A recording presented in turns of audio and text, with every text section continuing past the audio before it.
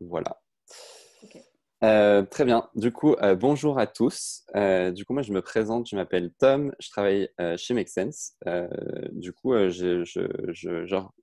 Make Sense, je travaille sur quelque chose qui n'a rien à voir avec notre sujet aujourd'hui. Je travaille sur l'engagement citoyen sur les causes sociales et environnementales. Make Sense, c'est une association qui fête ses 10 ans cette semaine qui travaille sur le pouvoir de l'engagement citoyen.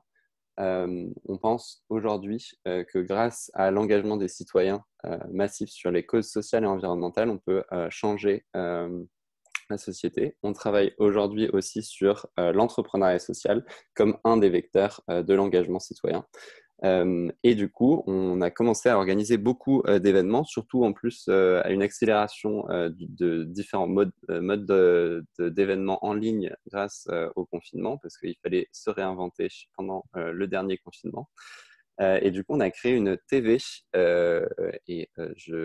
dans ce cadre-là, organise aujourd'hui cet événement pour vous parler de la santé mentale pour les jeunes. Moi, je suis pas du tout sur ce sujet-là et en fait, je n'organise pas du tout ça dans le cadre de mon travail parce qu'en fait, chaque citoyen peut organiser ces événements-là au sein de Make Sense. N'importe quel bénévole peut se manifester s'il souhaite organiser un événement. N'hésitez pas si vous avez ce souhait-là. Moi, pourquoi j'ai voulu parler de ce sujet-là pendant le dernier confinement, j'avais eu un échange avec des gens travaillant à la mairie de Paris qui me disaient que on allait avoir une grosse situation de catastrophe post-premier confinement parce que il y allait avoir une augmentation de la dépression, on pouvait l'observer déjà dans certains pays qui avaient été confinés avant nous. À l'annonce du deuxième confinement, moi-même, je me suis dit, ouf, ça ne me fait pas très plaisir. Je pense qu'il y a un problème. Je connais Alice qui est ici, qui travaille à Nightline. J'étais très intéressé d'avoir une discussion et un échange sur ce sujet-là. Parce que je pense qu'il y a plein de choses qui sont en train de se passer et qu'on est en train de conscientiser, comme vous étiez en train de le parler encore plus avec les effets des derniers confinements. Grâce à Alice et à Nightline, on a 3 intervenants pour nous parler de ce sujet-là aujourd'hui, Daphné, Florian et Caroline. Je vous propose du coup chacun de pouvoir vous présenter rapidement et nous dire pourquoi cette thématique vous tient à cœur et qu'est-ce que vous faites sur le sujet aujourd'hui. Je commence? Vas-y. Alors, moi, je m'appelle Daphné et je travaille pour Nightline en tant que responsable orientation. Donc, avant, j'étais bénévole. Donc, je faisais de l'écoute active auprès d'autres étudiants. Et c'est une expérience qui était très, très, très enrichissante. J'ai voulu rester impliquée dans ce domaine. J'ai vu qu'il y avait un réel besoin. Maintenant, en tant que responsable orientation, je m'occupe de comment trouver des ressources et des façons de faire pour mieux orienter les étudiants vers les soutiens qui sont disponibles, notamment les soutiens gratuits. Parce qu'un des gros soucis, c'est qu'il y a un manque de consultation et que c'est encore stigmatisé pour de nombreux étudiants d'aller consulter. Donc, c'est trouver des moyens de rendre cette orientation plus facile. Une grosse partie de mon travail, c'est aussi faire de la recherche, notamment pas de la recherche pure et dure scientifique sur la dépression parce que je ne suis pas médecin ou psychologue, mais de regarder comment sont structurées les institutions, comment les choses sont faites à l'étranger pour s'inspirer de bonnes pratiques que l'on peut adapter en France. Voilà. J'enchaîne peut-être pour faire la Parfait. transition avec Nightline. Du coup, je m'appelle Florian, je suis le président de Nightline France. Je suis aussi étudiant en politique de l'environnement, donc rien à voir. Je suis bénévole écoutant depuis 2 ans. J'ai rejoint le service un peu à ses débuts dans la ligne d'écoute parisienne. Donc en fait, l'idée des Nightline, elle est quand même assez ancienne puisque la première Nightline a été créée en 1960 à l'université d'Essex au Royaume-Uni. Et les Nightlines se sont développées au Royaume-Uni et dans d'autres pays dans le monde, notamment aux États-Unis, en Allemagne, en Australie. Mais il n'y en avait pas en France. Et du coup, Nightline a été créé en France en 2016 sous le même principe qui est celui d'un service d'écoute étudiant. Et c'est une première en France, puisqu'il y a d'autres services d'écoute, mais aucun qui est géré et tenu par des étudiants, ce qui fait toute la différence, en fait, parce qu'on se rend compte au quotidien, quand on prend les appels, que c'est beaucoup plus facile pour les étudiants de parler à l'un des leurs, si on peut dire, que de parler à quelqu'un qui peut avoir 40 ans de plus et qui va forcément avoir une certaine distance avec le quotidien de ce que c'est qu'être un étudiant. Du coup, le service d'écoute, pour retracer très brièvement, il est fondé sur 4 principes qui sont l'anonymat, la confidentialité, sans jugement et la non-directivité. On dit souvent qu'il n'y a pas de mauvaise raison d'appeler, donc on écoute tous les appels, quels qu'ils soient, il n'y a pas de petits problèmes. Voilà, donc finalement, ce service il permet à un peu n'importe quel étudiant en France de pouvoir parler le soir de tout et n'importe quoi. Et surtout en période de confinement où c'est dur de parler parce que c'est dur de voir des gens, c'est particulièrement précieux. Eh bien, pardon. Non, vas-y, parfait. J'y vais. Eh bien, je m'appelle Caroline Combe, je suis médecin généraliste, directrice du centre de santé pour les étudiants de Lyon 1 depuis 2016. J'avais au préalable déjà travaillé au centre de santé de Lille, où j'avais été médecin coordinateur pour la mise en place d'un centre de santé.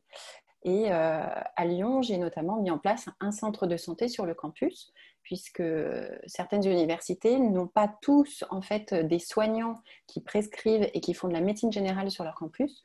Et une volonté gouvernementale depuis maintenant assez longtemps, bien avant 2015 notamment, qui avait constaté que les étudiants renonçaient aux soins par manque de temps et manque d'argent, et qui incite du coup les universités à se constituer en centre de soins pour que les étudiants puissent ne pas renoncer en tout cas aux soins à cause de leurs études, et surtout ne puissent pas décrocher à cause d'un problème de santé. Voilà. Super, merci.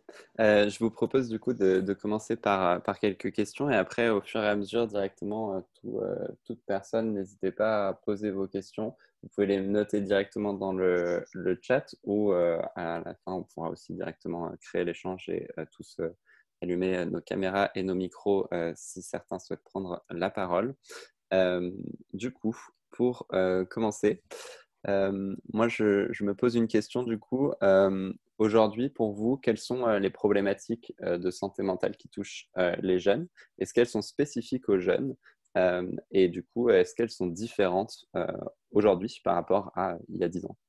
Quelle différence on peut observer? Et peut-être on peut commencer par Caroline, si tu... D'accord. Alors, les problématiques de santé mentale, en fait, on les a étudiées puisque j'ai demandé à une interne, il y a 2 ans, en fait, de faire sa thèse sur les motifs de consultation des étudiants au centre de santé. Et elle a analysé également les diagnostics que les médecins faisaient. Donc, on a une vue assez exhaustive en 2018-2019, date à laquelle on a ouvert le centre de santé, sur pourquoi les étudiants viennent et qu'est-ce qu'ils ont. Et en fait, dans les motifs de consultation, le premier motif, c'est la santé mentale, avec notamment des troubles anxieux et des troubles dépressifs.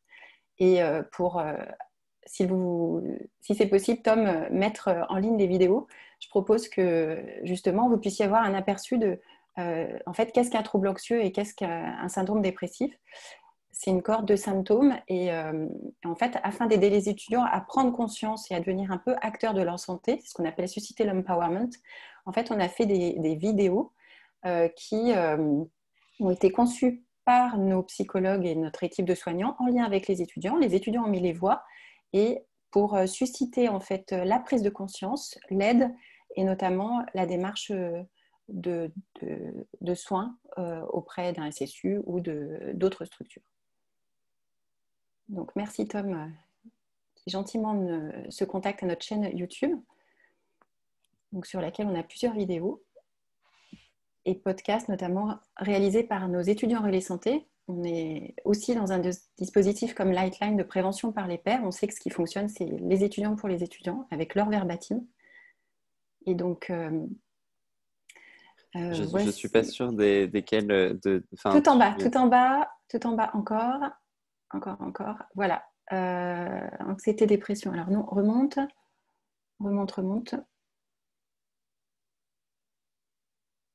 Bah alors, Où est-ce qu'elles sont les vidéos?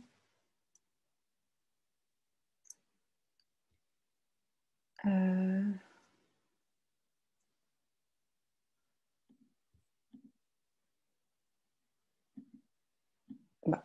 Ah, voilà. On peut peut-être commencer par l'anxiété. Remonte juste au-dessus. Ah. Ouais, elle Ok, était très bien, là. parfait. Stop. Voilà. Parfait. Vous devriez. Donc voilà comment les étudiants consultent et ce qu'ils nous disent.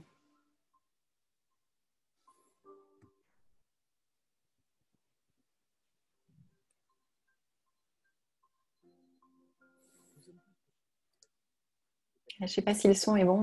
Moi, je ne l'entends pas.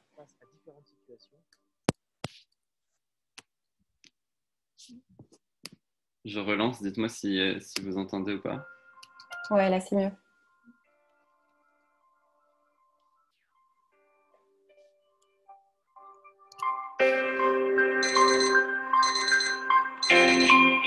Nous sommes tous confrontés au stress.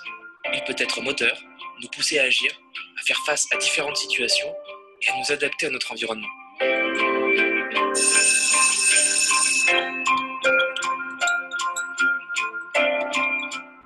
En revanche, il peut devenir constant, envahissant, voire paralysant et avoir des conséquences sur ta santé physique et mentale.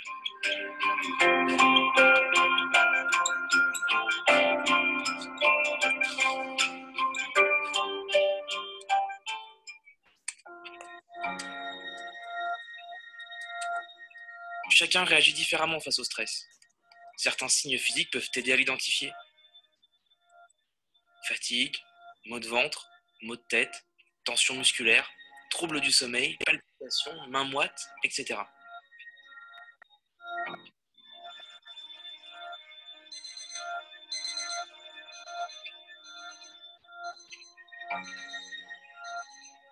Le stress peut aussi se manifester par des difficultés de concentration, des pensées récurrentes, une impression d'être dépassé par les événements.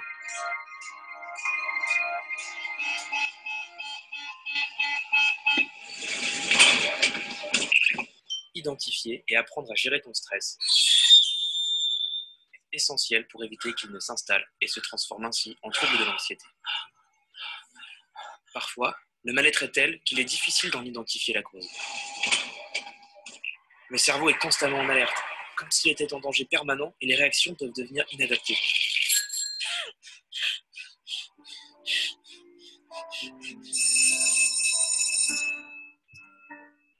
L'anxiété peut même se manifester par des attaques de panique, une perte de contrôle physique et mental de façon imprévisible et sans raison apparente.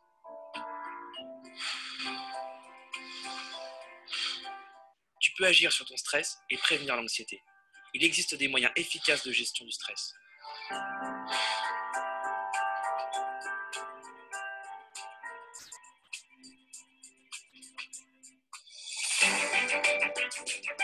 Tu peux venir consulter au service de santé universitaire et rencontrer des professionnels qui t'accompagneront dans cette démarche. Tu peux aussi participer à des ateliers de gestion du stress, sophrologie, méditation pleine conscience, douyin, réflexologie plantaire, etc.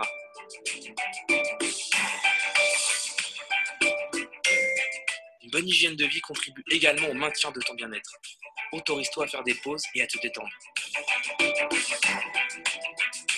N'hésite pas à venir au service de santé universitaire pour te faire aider.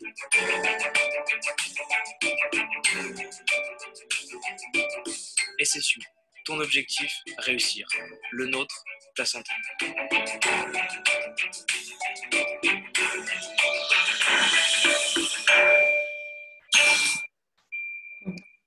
Merci Tom.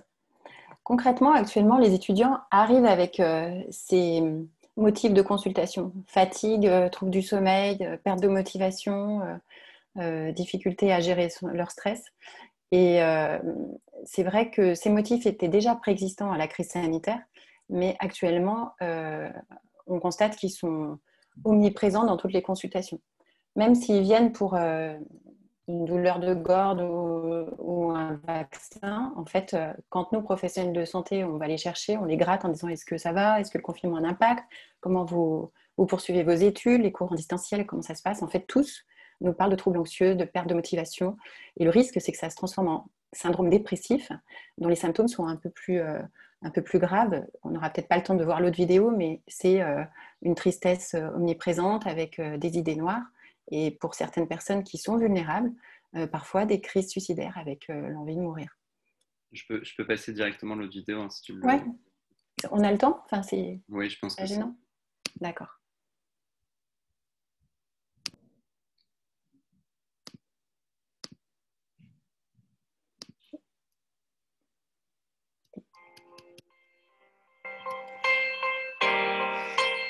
La dépression est un problème de santé mentale qui affecte un peu plus de 10% de la population mondiale. En France, un total de 63% des étudiants vivent à un moment ou à un autre des épisodes de dépression. Toi aussi, tu peux être touché. La dépression affecte la sphère cognitive, les pensées, donc les émotions et le comportement. Bref, on se sent très triste, en souffrance, démotivé. La dépression peut paralyser le fonctionnement quotidien et t'empêcher de profiter de la vie. Les symptômes de la dépression peuvent être présents pendant plusieurs semaines, puis partir pour revenir par cycle. Sois attentif aux signes suivants. Perte de plaisir pour faire les choses que l'on aime, difficulté pour profiter des bons moments, irritabilité ou énervement très fréquent, absence de motivation. Un sentiment de tristesse constante, mal-être et souffrance, difficulté pour accomplir les actes de la vie quotidienne, négligence des responsabilités, évitement de la vie sociale. Tu peux aussi ressentir des difficultés à penser, à te concentrer, difficultés à prendre des décisions, une pauvre estime de soi, des idées négatives, répétitives, pessimistes, noires et des idées suicidaires. Un manque d'énergie, trouble du sommeil, insomnie ou au contraire besoin de dormir plus que d'habitude. Malaise physique constant et inexplicable, mal de dos, mal de tête, etc. Changement notable de l'appétit, fatigue constante. Beaucoup de personnes ont honte de cet état, et ainsi ils le cachent à leur famille, à leurs amis, et parfois à eux-mêmes. Ils pensent que ça passera tout seul. Malheureusement, la dépression peut devenir chronique, ou plus sévère si elle n'est pas traitée correctement. Mais il y a de l'espoir. La dépression peut se guérir. Le premier pas pour prendre la main sur la dépression est de ne pas avoir honte. N'aie pas peur de parler de tes émotions, d'être honnête envers toi-même et authentique avec les personnes qui t'aiment. Surtout, n'hésite pas à demander un avis professionnel en consultant un psychologue ou un psychiatre. Aller voir des professionnels de la santé ne veut pas dire que l'on est fou, bien au contraire. Tout le monde peut être amené à avoir besoin d'aide et cette démarche peut vraiment te faire avancer. Il existe une forte relation entre la santé mentale et la santé physique. Un des meilleurs remèdes scientifiquement prouvés pour combattre la dépression est une bonne hygiène de vie, spécialement l'activité physique qui peut entraîner les mêmes résultats que certains antidépresseurs. La prévention reste une arme importante. Il faut s'autoriser le repos, essayer de se nourrir correctement, s'exposer à la lumière naturelle et surtout, cultiver des attitudes et des pensées positives et faire des activités qui te font du bien. Rappelle-toi, même si parfois les émotions sont écrasantes, elles peuvent aussi être contrôlées et même surmontées.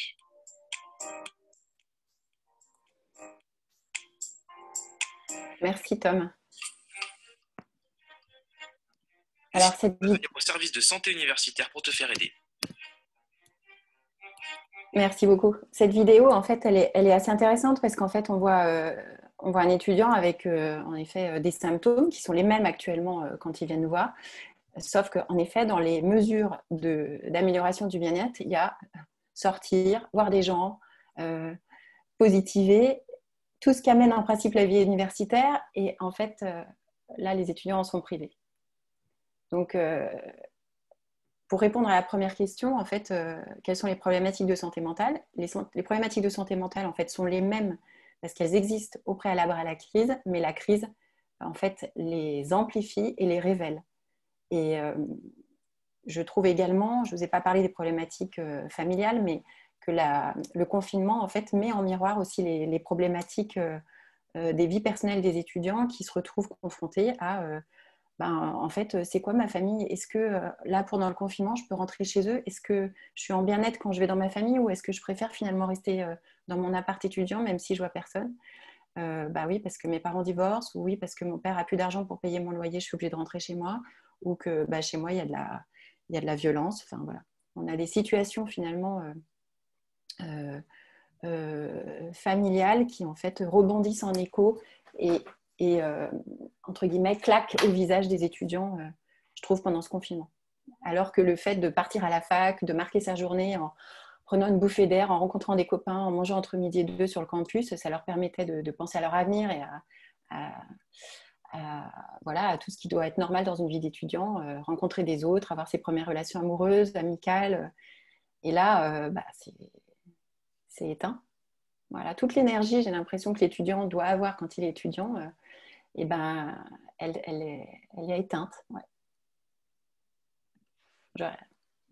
Florian, Daphné, est-ce que vous voulez compléter, vous, de ce que vous avez pu observer à Nightline, de aussi ce que vous avez, vous avez pas mal parlé et vous êtes mobilisé sur ce sujet-là. Du coup, je pense que vous avez aussi une vision de ce qui s'est passé aussi actuellement, mais aussi sur les dernières années. Qu'est-ce que vous observez sur la santé mentale chez les jeunes? Est-ce que vous voyez des changements? Est-ce que vous voyez des nouvelles approches sur le secteur? Je peux dire un mot du service d'écoute, comme ça donnera peut-être une approche complémentaire à ce qu'a donné Caroline. Du coup, je rejoins complètement le constat que finalement les problématiques qui reviennent le plus, c'est les mêmes entre avant le confinement et pendant les confinements ou le déconfinement. Chez nous, les raisons pour lesquelles les étudiants nous appellent le plus, c'est les problèmes relationnels d'ordre amical ou amoureux, la solitude et les problèmes liés aux études. Et ces trois catégories, c'est je pense, quasiment la majorité des appels. C'est clair, on imagine facilement qu'avec le confinement, des problèmes de solitude, bien sûr, ils sont toujours là. Et c'est même bien pire, puisque en fait, la solitude concerne tout le monde, vu que c'est plus possible d'aller en cours, c'est plus possible de se voir après, avant, à la pause midi. Donc, on est tous plus ou moins concernés par cette problématique. Et pour les étudiants qui étaient déjà qui étaient déjà en situation de solitude, forcément, c'est bien pire parce qu'il n'y a plus vraiment d'échappatoire. Donc là-dessus, c'est assez clair pour nous que les situations s'enveniment et ça devient vite très compliqué. Et puis, ça peut aussi s'installer dans le temps, comme on l'a vu au déconfinement, où finalement, ce mal-être, il n'arrive pas forcément à se résoudre. Sur la question de est-ce que c'est spécifique aux études, je pense que, comme ça a été dit, mais c'est super important de souligner que être étudiant, c'est aussi une période très fragile et assez loin de l'image d'Épinal qu'on a des études. C'est le meilleur moment de notre vie, ça va être super, tout va être rose. Il y a beaucoup d'étudiants qui ne le vivent pas bien et ça, c'est une réalité statistique. Et justement, cette exigence sociale il faut que ça se passe bien, avoir plein d'amis, avoir une vie amoureuse, une vie sexuelle foisonnante, quand on ne l'a pas, justement, c'est double peine parce que déjà, on ne peut pas vivre cette expérience et en plus, on a l'impression d'être stigmatisé de ne pas avoir la chance de la vivre. Et ça peut générer une frustration forte de la part de cette population étudiante qui est, je le répète encore une fois, loin d'être minoritaire. Et un dernier aspect, c'est aussi que les études, c'est un moment de construction entre le lycée et la vie active. Et ce moment de construction, forcément, il est stressant parce qu'on a un peu l'impression qu'on va jouer tout le reste de notre vie. Enfin, ce n'est pas forcément le cas, mais en tout cas, c'est quand même assez fréquemment perçu comme tel. Et donc, forcément, ça a une charge mentale super lourde. Et ça, encore une fois, c'est quelque chose qui revient souvent dans le service d'écoute, le fait qu'il y a une angoisse sur la suite, et en particulier pendant le confinement, puisque on n'a plus tous les outils, tous les lieux où on peut y réfléchir, essayer de se projeter, qui malheureusement n'existent plus, enfin existent en ligne, hein, mais bon, c'est pas exactement la même chose. Donc ça fait un ensemble de paramètres qui renforcent effectivement la détresse psychologique, mais c'est clair qu'elle existait déjà et il ne faut pas croire non plus que c'est seulement depuis le confinement qu'il y a une détresse psychologique chez les étudiants, c'est vraiment quelque chose qui est plus ancien. Super. Daphné, est-ce que tu veux compléter? Je voulais juste rajouter, du coup, je rejoins tous les propos qui ont été dits personnellement, et c'est quelque chose que je vois beaucoup dans mon travail aussi, concernant la consultation. c'est pas une coïncidence que pendant le confinement, les étudiants ont quand même eu du mal à consulter, ce qui montre qu'il y a un réel besoin de faire plus de communication, mais aussi ce qui montre la plus-value du fait que les services de santé universitaire se trouvent sur le campus, là où l'étudiant passe toute sa journée, que ce soit des services visibles. Parce que selon, voilà, j'ai une étude en tête où environ 12% des étudiants qui ont présenté au moins un trouble ont déclaré avoir consulté un professionnel de santé pendant le confinement, mais seulement 2,7% sont allés à un service de santé universitaire, alors qu'il s'agit du service qui est le plus proche d'eux, gratuit, qui en quelque sorte peut les comprendre le mieux.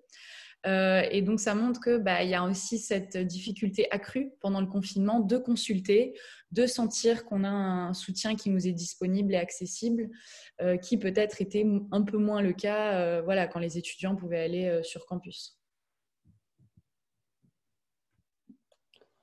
Super. C'est très intéressant tout ce que vous avez dit et je me pose une question, c'est j'ai l'impression qu'il y a eu beaucoup d'axes sur le lien social comme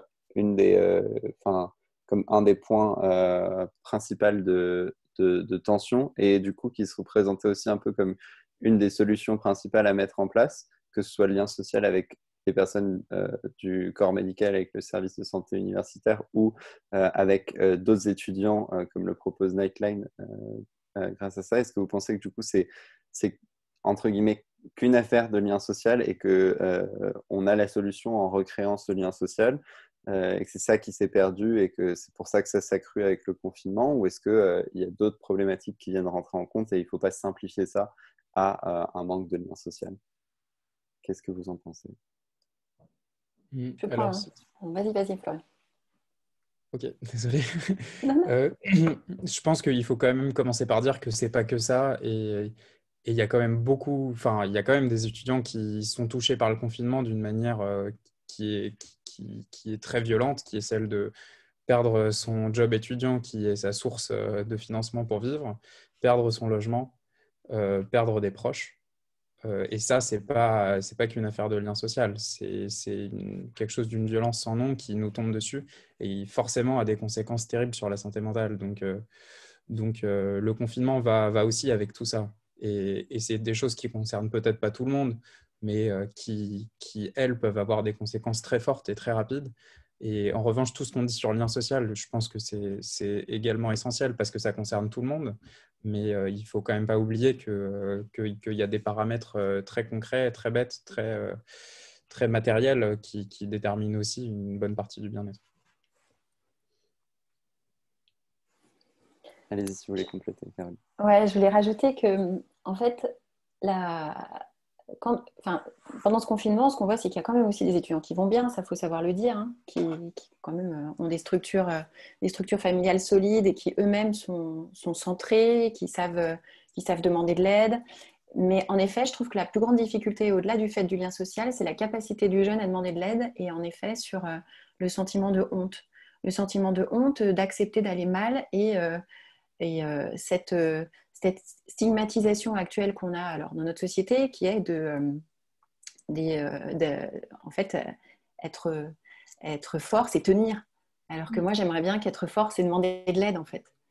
Donc, je pense qu'il y a vraiment tout ce travail en fait, de déstigmatisation de la santé mentale qui doit être opéré par la société et la mise en place de sentinelles. Alors, en ce qui concerne les étudiants, les sentinelles, c'est les amis, la famille, les enseignants, les scolarités, les agents de sécurité. Quand à l'université, on voit des étudiants prostrés qui sont en attaque de panique, nous, en fait, on travaille assez souvent avec eux et c'est pas rare, en fait, que 2 ou 3 fois par semaine, on ait des étudiants qui nous soient amenés en attaque de panique. Donc, la mise en place de sentinelles, et notamment, c'est vrai qu'il y a une volonté du gouvernement de mettre en place les premiers secours en santé mentale, en fait, que chaque citoyen soit formé à l'écoute active et puis à avoir des outils, des leviers pour accompagner dans la démarche de demande de soins quelqu'un qui va mal. Voilà. Super intéressant, c'est quelque chose qui va être mis en place prochainement. Alors, il y a déjà quelques universités pilotes, mais c'est vrai que ça peine à monter. Alors, il y a plusieurs organismes qui ont eu l'agrément pour être formateurs premiers secours en santé mentale. Pour l'instant, il y a quelques universités qui sont encore expérimentales, mais c'est un dispositif qui, en principe, est citoyen, qui doit être diffusé à l'ensemble de la population, pas que sur les étudiants. Mais je pense que si la société, comme les premiers secours, massage cardiaque, qui est quelque chose d'assez maintenant ancré dans les fêtes de village, les pompiers apprennent le massage cardiaque gratuitement à la population.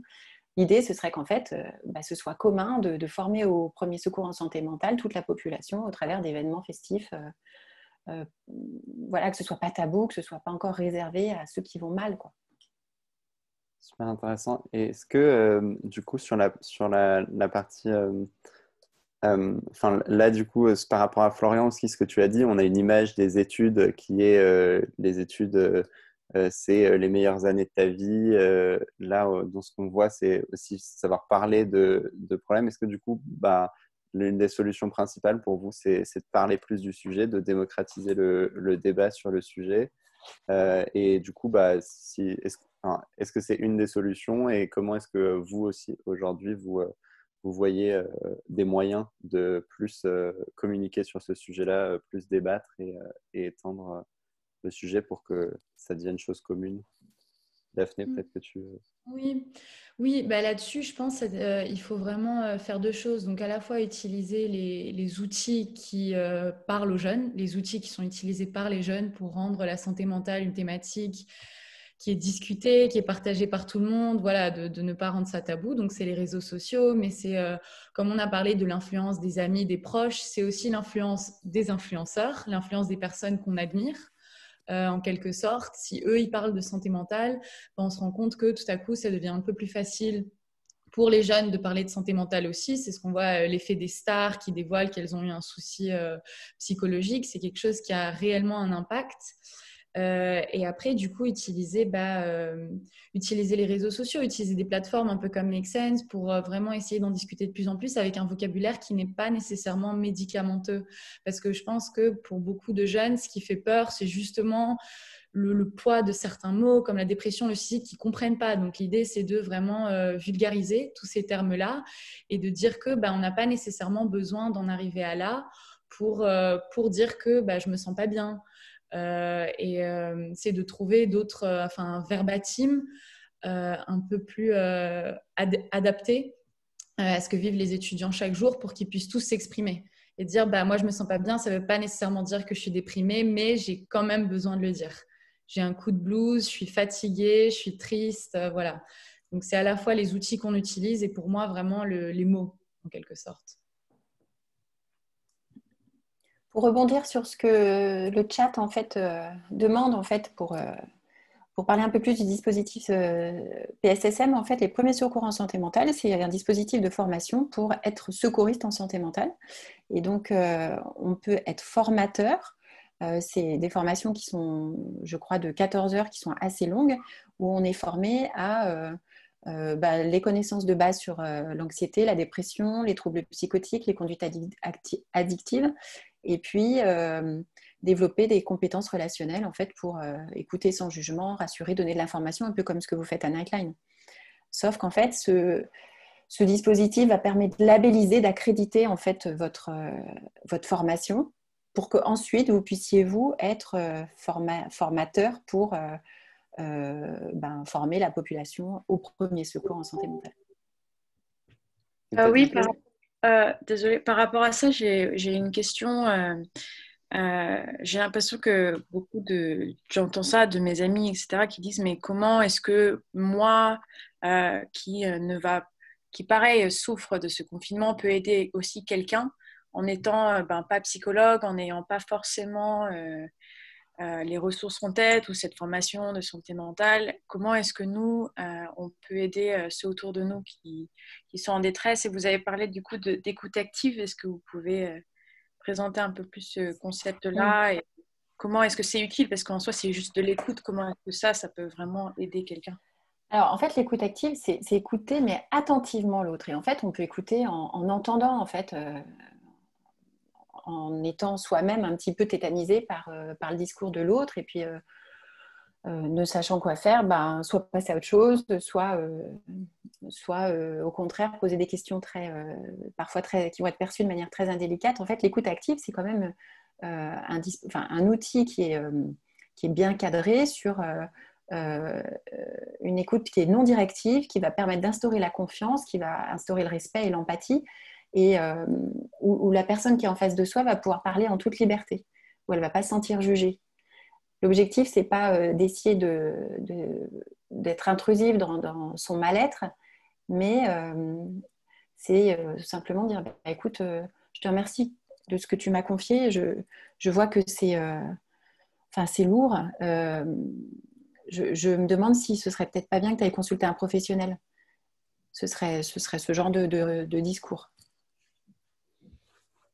Et est-ce que Florian, tu peux nous dire comment est-ce qu'aujourd'hui à Nightline vous formez les bénévoles qui reçoivent les appels? Est-ce que justement l'écoute active c'est quelque chose à laquelle vous formez? Qu'est-ce que vous en retirez? Est-ce que c'est facile à apprendre et est-ce que c'est facile d'agir? Oui, alors pour nous, l'écoute active, c'est vraiment l'outil du service d'écoute. Donc, c'est exactement ce que font les bénévoles quand ils décrochent le téléphone ou quand ils répondent par chat toutes les nuits.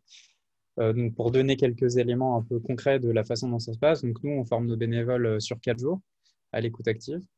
Et la manière dont ça se passe, c'est vraiment de s'entraîner en fait en binôme avec quelqu'un qui joue l'appelant et l'autre qui joue l'écoutant à bien réagir et à faire cette écoute active.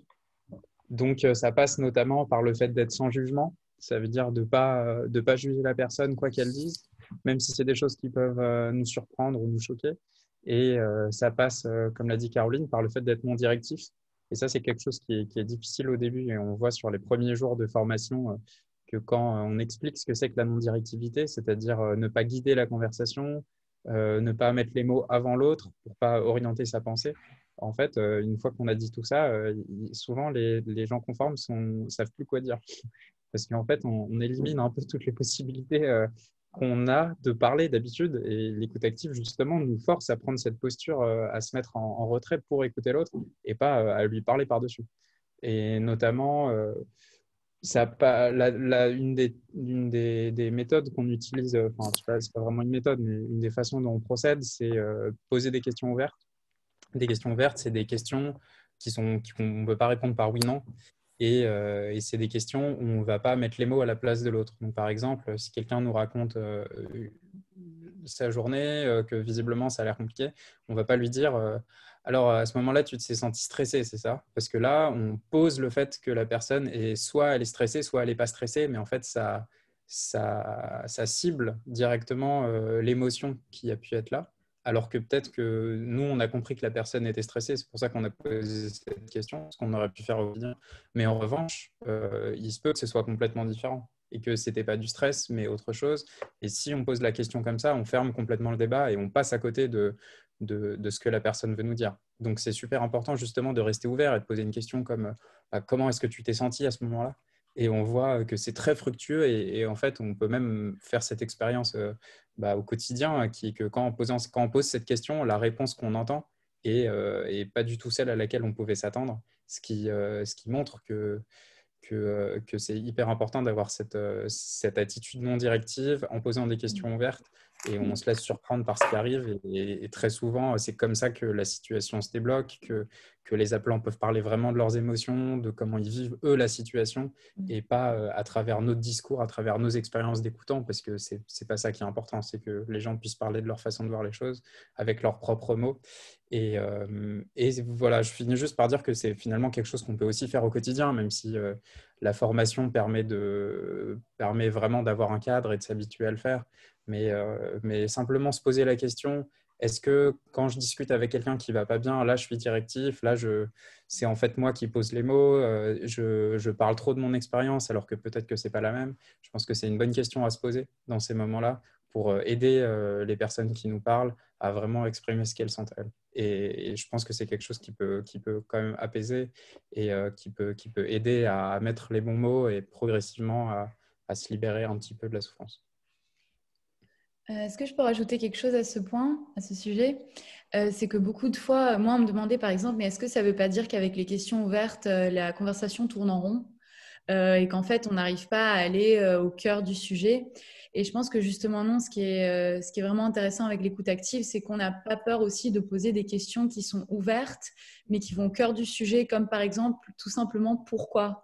Quand quelqu'un nous dit j'ai honte de moi ou j'ai honte d'aller consulter, demander pourquoi, c'est quelque chose de tout simple qu'on ne fait pas nécessairement, mais qui peut aider justement la personne à creuser un peu plus ses propres sentiments. Donc en quelque sorte, on se fait l'écho ou le miroir des pensées des personnes en les aidant, en les soutenant à les clarifier, mais sans jamais imposer, comme a dit Florian, notre propre avis ou nos propres mots. Donc c'est vraiment quelque chose qui, enfin, de mon expérience en tant que bénévole, aidait vraiment à aller au cœur du sujet. Mais c'est vrai que c'est difficile. Mais c'est de bonnes questions à se poser. Voilà. Super intéressant. On a une question de Elena. Elena, si tu veux prendre la parole. Oui, donc je ne sais pas si vous m'entendez bien. Parfait. Ok. En fait, c'était juste pour revenir sur ce qu'avait dit Florian par rapport à la formation, puisqu'on a beaucoup parlé d'écoute active et donc de communication verbale, mais est-ce qu'il y a aussi une dimension par rapport à la communication non verbale, au comportement, et quel impact aussi ça peut avoir voilà, sur la discussion avec les étudiants? Alors, je ne suis pas très bien placé pour y répondre parce que la façon dont nous, on fait de l'écoute active, c'est au téléphone et par chat. Donc, c'est sûr que la communication non verbale, on en perd quand même une bonne partie. En revanche, ce peut-être un aspect où je peux répondre, c'est sur les silences, l'usage des silences pendant les appels, qui est quelque chose de très important et comme un peu sur le fait de ne pas mettre les mots avant l'autre, c'est quelque chose sur lequel les personnes qu'on forme au début ont beaucoup de mal de laisser le temps en fait, et parce que quand la personne est en train de parler, la personne qui appelle, hein, pas forcément c'est difficile, c'est intense, c'est intime et ça prend du temps et il se passe plein de choses dans sa tête, mais simplement ça sort pas directement avec des mots bien construits. Et donc faire cet effort de laisser du temps, laisser la personne penser, laisser la personne parler ou éventuellement laisser la personne pleurer aussi, c'est quelque chose qu'il faut accepter et dans cette optique de non-directivité, bah, lui laisser cet espace, lui laisser ce temps pour elle et surtout pas le couper. Parce que là, ça peut être très violent et ça empêche d'explorer les sentiments et la situation. Donc, juste sur cet aspect-là, c'est quelque chose sur lequel on travaille avec les personnes qu'on forme et ça fait partie de l'attitude qu'on a en tant que bénévole écoutant. Mais après, sur le reste, peut-être que Caroline peut compléter, puisque nous, on n'a pas accès au visage, on n'a pas accès à beaucoup de choses finalement avec le téléphone et le chat. Ah, c'est ce que je te rejoins. Dans un premier temps, c'est vrai que les silences, c'est quand même un outil qui est assez puissant parce que dans notre société, j'ai l'impression qu'on a plutôt tendance à les réduire, alors que parfois le silence fait du bien, permet de se recentrer, de s'écouter, de ressentir ce que notre corps nous dit. Et c'est vrai que les étudiants, la plupart, en fait, ont du mal à mettre des mots sur ce qu'ils ressentent et arrivent avec voilà, des symptômes. Mais en fait, les symptômes sont parfois une émotion non dite. C'est des mots MAUX qui correspondent pas à des mots MOTS. Et en fait, le travail d'un thérapeute, que ce soit un médecin généraliste, une infirmière ou un psychologue, ça va être d'aider à mettre en mots. Mais ce ne sera pas d'être injonctif et de dire tu as ça, tu as ça. C'est d'aider l'étudiant à dire bah voilà, tu viens me voir parce que tu as mal au dos. Alors moi, je t'ai fait des radios, tout va bien, mais qu'est-ce qui se passe actuellement dans ta vie pour que tu aies mal au dos? Est-ce qu'il y a un événement qui, voilà, récemment a été marquant? Donc, ça peut être le décès d'un proche, ça peut être une situation de violence, ça peut être une mauvaise note, ça peut être une rupture amoureuse, ça peut être un ami qui lui a mal parlé. Et en fait, notre travail va être de transformer le symptôme en fait, en une émotion et aider l'étudiant ensuite à surtout verbaliser ce dont il a besoin. J'ai besoin de quoi? C'est pas forcément j'ai besoin d'un psycho, c'est j'ai besoin d'être rassurée, j'ai besoin de me sentir en sécurité, j'ai besoin de chaleur, j'ai besoin de relations avec les autres.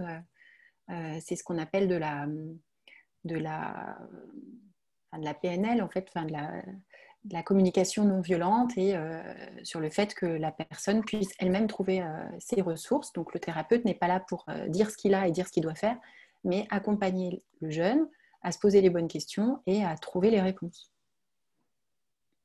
Et ça passe aussi par le visage, par le sourire, par tout ce qui peut faire bienveillance. Merci pour ces précisions. On avait une question de Erwan. Est-ce que, Erwan, tu veux la préciser à l'oral, s'il te plaît? Oui, bonjour, j'espère que vous m'entendez bien. Vous aviez parlé un peu du fait que des fois, quand les étudiants rentraient dans leur famille, la violence, la précarité pouvait pouvait amplifier la détresse psychique. Est-ce que vous auriez d'autres exemples? Est-ce que vous pourriez nous parler un peu de justement ces facteurs de risque qui font que, en tant qu'étudiant, on peut se sentir un peu en détresse à certains moments? Alors, la question est très juste et en même temps, je ne voudrais pas que vous ressortiez d'ici anxieux en identifiant chez vous des facteurs de risque. En fait, on parle plutôt d'un modèle avec une vulnérabilité et des événements stresseurs. En fait, chacun de nous est vulnérable et chacun de nous a aussi des ressources pour permettre de ce qu'on appelle la résilience, de traverser des événements de vie qui peuvent être difficiles. Ce que je constate, moi, en consultation, c'est que les événements de vie que les étudiants rapportent peuvent être des divorces. Alors, je trouve que les divorces qu'ils aient eu lieu dans l'enfance ou récemment ont un impact non négligeable sur la perception des repères que l'étudiant peut avoir avec sa famille. Les ruptures amoureuses, ça c'est très, très fréquent. Les notes, en fait, le fait de ne pas être reconnu à l'université, de ne pas savoir en fait que le travail que je fournis correspond à une compétence que j'ai, le fait de ne pas savoir ce qu'on veut faire dans l'avenir également, le fait d'avoir aussi des situations parentales avec des modèles, en fait, des modèles que ce soit des modèles de métiers comme ingénieur, médecin ou enseignant, enfin des métiers en fait qui sont un peu valorisés dans notre société et pour lesquels dans certaines familles en fait il y a inconsciemment un poids et où l'étudiant n'arrive pas à s'en défaire en fait.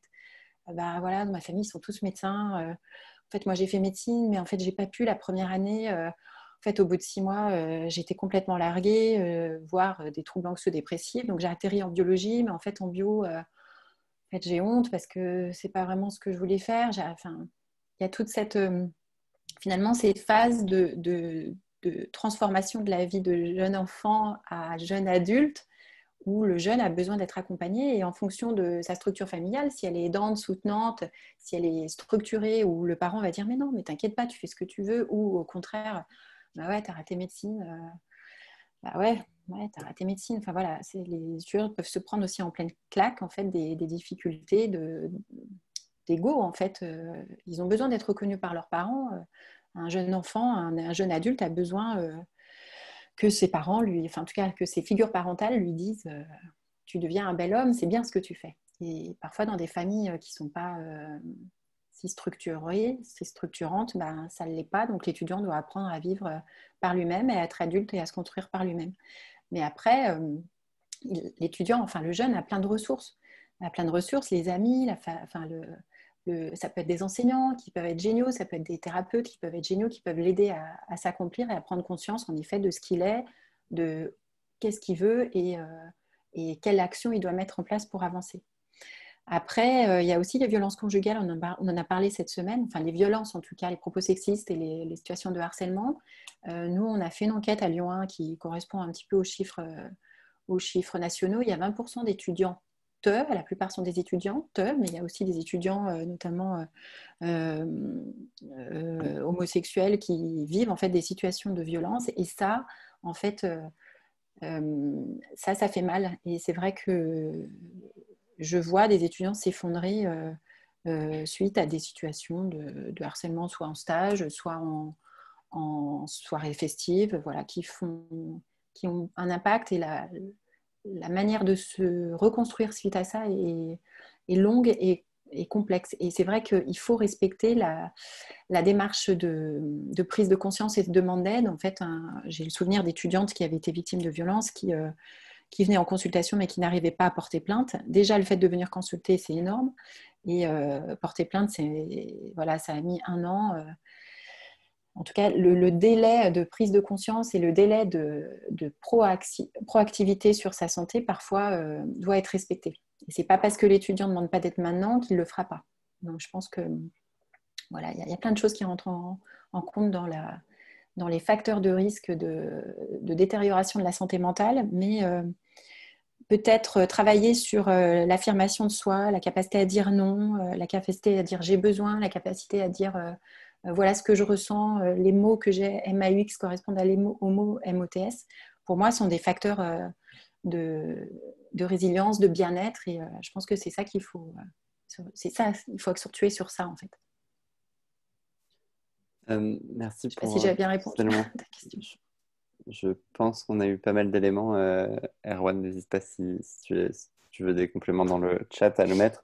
On a eu d'autres questions. Je vais commencer par la question de Solène, vous parlez beaucoup d'étudiants et pas d'étudiantes. Elle demande si on observe des différences entre hommes et femmes. Question fermée, mais est-ce que chez Nightline et au SSU de Lyon 1, vous voyez des observations au global sur cette thématique-ci? Je vais laisser Nightline répondre. Vas-y, Daphne. Je sais que je n'ai pas les dernières statistiques concernant les appels en tête, donc je vais peut-être laisser Florian parler de ça si on a des statistiques à ce sujet. Mais je sais qu'en effet, c'est quelque chose qu'on a remarqué. La santé mentale, c'est un domaine qui est majoritairement discuté par les femmes. Et qui a encore un grand tabou au niveau des hommes de à la fois dire je me sens pas bien, je me sens vulnérable. C'est vraiment cette question de vulnérabilité. Et c'est quelque chose que Alice pourra en dire plus, mais dans notre équipe de communication, on veut absolument s'y attarder dessus. Donc vraiment essayer de dire la santé mentale, c'est pas seulement quelque chose qui touche les femmes. Dans les études, on a un biais. Les femmes ont plus tendance à dire qu'elles se sentent mal, qu'elles se sentent stressées, déprimées, angoissées. Mais on est très conscient que c'est probablement un biais issu de la société, qu'en tant que femme, on est beaucoup plus... on nous apprend beaucoup plus à dire quand on se sent pas bien, à dire qu'on se sent faible, contrairement aux hommes.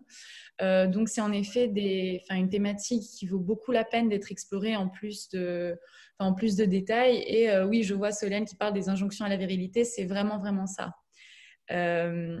Et que quelque chose qu'on a remarqué récemment aussi, une discussion qu'on a commencé à avoir récemment, c'est que est-ce que ça, ce serait pas aussi en lien avec les addictions pour les hommes? Donc, il y a un réel lien entre le fait d'être addict, par exemple, à certaines drogues ou quoi, et de ne pas vouloir dire qu'on se sent mal. Donc, en général, il y a différentes problématiques qui sont liées au niveau de la virilité et que ça vaut beaucoup la peine de l'explorer en davantage de détails.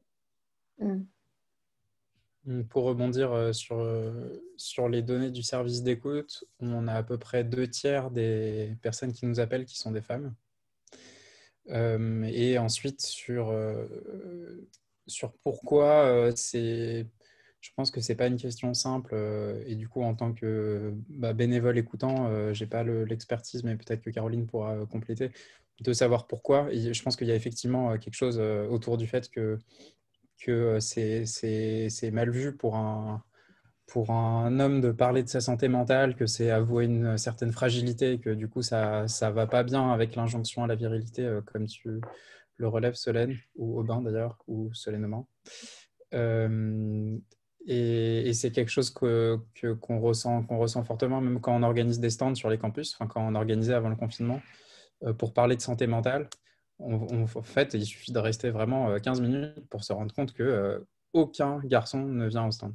Et vraiment, il n'y en a quasiment pas. Et donc, on dit à nos bénévoles, et du coup, j'y ai participé, de dire, en fait, il faut aller les chercher aussi, quoi, parce que c'est comme ça que ça va commencer, de débloquer ce tabou sur la santé mentale.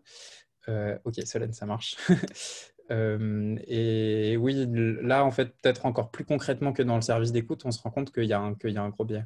Après, sur comment la situation est vécue par les femmes à l'université, et est-ce qu'il y a aussi des choses spécifiques, je n'ai pas plus d'informations que ça, mais peut-être que voilà, on peut compléter. Alors, au centre de santé, c'est vrai que 60% des consultants sont des filles.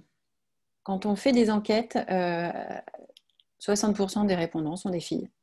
Donc, en effet, ça questionne sur la capacité des garçons, en fait, à s'auto-considérer comme étant en difficulté.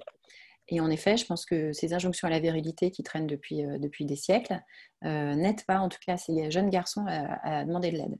Et c'est vrai que nous, quand ils viennent dans le centre de santé pour des certifs de sport, pour des vaccins, pour des choses qui sont de la prévention finalement, ou une angine, ou un petit bouton, enfin, parce qu'ils sont très hypocondriaques, les garçons.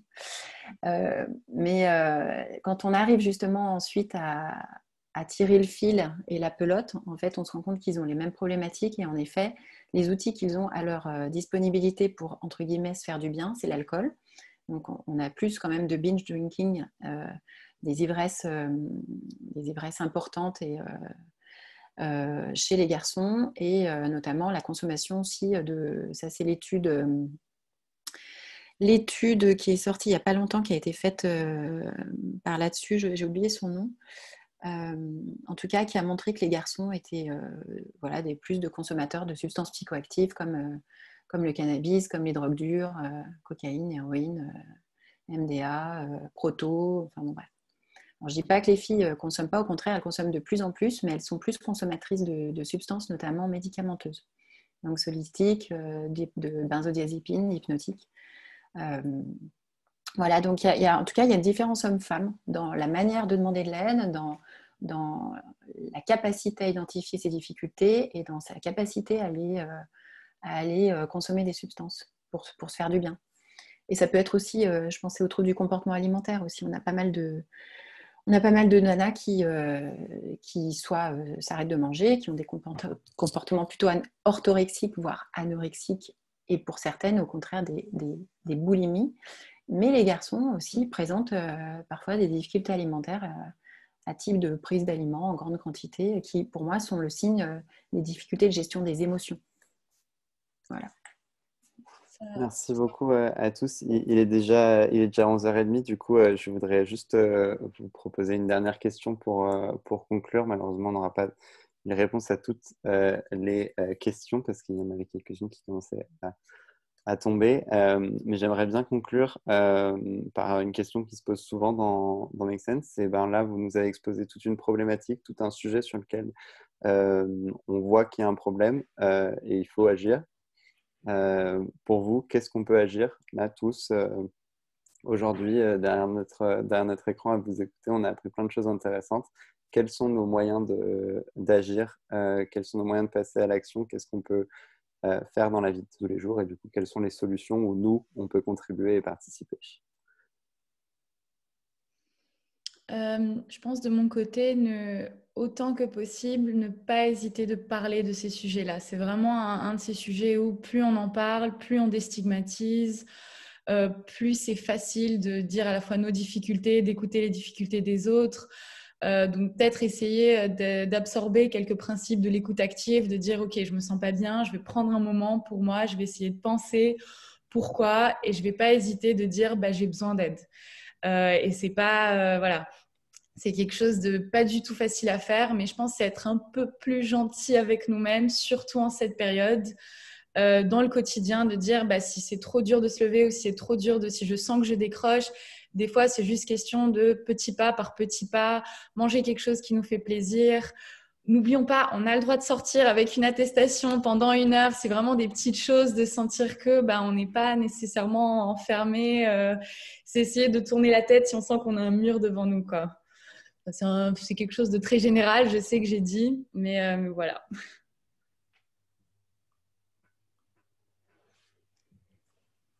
Allez-y, Florian ou Caroline. Ouais. Je rebondis complètement sur le message, ne pas hésiter à en parler, c'est vraiment ce qu'on essaye de porter à Nightline. Et en particulier, il y a pas mal de gens qui, quand ils nous parlent de leurs problèmes dans le service d'écoute, nous disent qu'ils n'en ont jamais parlé avant. Donc n'hésitez pas à en parler, vraiment. Il n'y a pas de santé sans santé mentale, il n'y a pas de bien-être sans santé mentale, et qu'on le veuille ou non, on vit tous avec notre santé mentale et on ne peut pas s'en défaire. Donc il faut aussi en prendre soin, en parler, et quand il y a un truc qui ne va pas, ne pas hésiter à demander de l'aide. Et c'est d'abord à ses proches et si besoin à des professionnels. Donc, je pense qu'il y a quand même pas mal de personnes qui sont là pour nous aider. Donc, n'hésitez pas. Et puis, avec vos proches, n'hésitez pas à pratiquer l'écoute active également.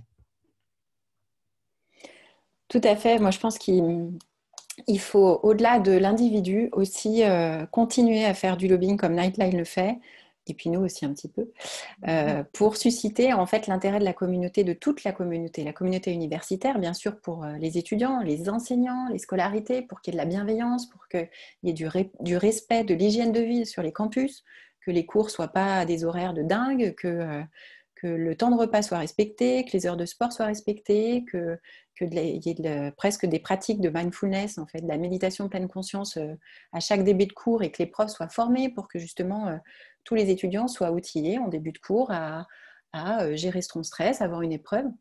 Là, on est en train de travailler avec une équipe de recherche à Lyon sur la technique de la cohérence cardiaque et notamment du biofeedback, où en fait, c'est une technique de respiration qui permet de moduler un petit peu l'ampliation de sa cage thoracique et d'agir sur le système nerveux sympathique et parasympathique pour faire baisser le niveau de stress. Et l'étude des chercheurs ont montré qu'il y avait une augmentation de la performance des étudiants.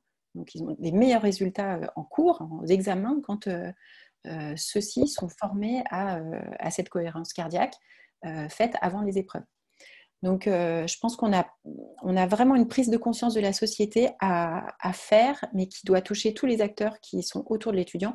Et bien sûr, que l'étudiant lui-même monte en compétence sur ses capacités intrinsèques. Et on est tous inégaux, c'est vrai, par rapport à ça. On a une histoire différente, on a une culture différente. Mais à force de persévérance, à force de Nightline, à force de discours SSU, je pense qu'on va y arriver. Super, merci beaucoup à tous. Merci Daphné, Florian et Caroline pour tout votre partage. C'était super intéressant.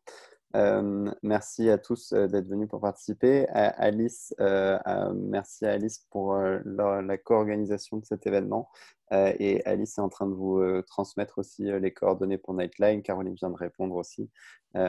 Super. Merci beaucoup à tous. C'était vraiment super intéressant. Je suis ravi d'avoir pu avoir cet échange et c'est riche comme échange et j'espère qu'en effet ça pourrait être des échanges qui se diffuseront parce que j'ai l'impression que c'était quand même un des éléments clés, c'est de continuer à en parler pour que ce soit conscient.